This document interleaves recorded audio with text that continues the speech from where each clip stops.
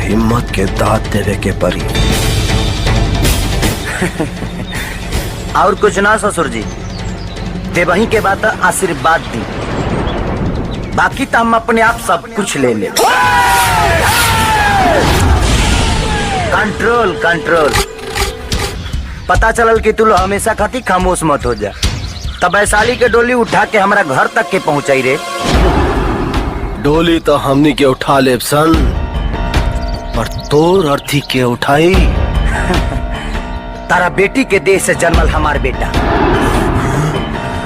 कान खोल के सुन लो, वैशाली हमसे प्यार करेली,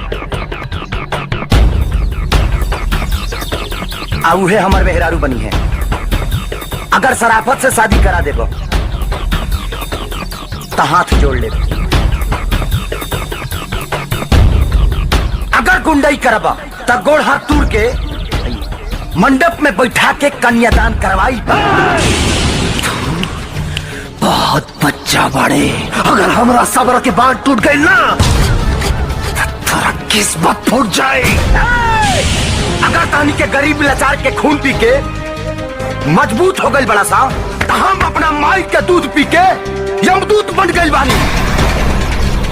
अगर हमरा वैशाली के तनिको तकलीफ भइल ना सारे, तनिको तकलीफ भइल ना, तो इतना मारब इतना मारब। नमक हराम के इतना विधि बस से श्राद्ध करो कि 100 जन्म ले शादी के नाम चढ़ डलाई। बस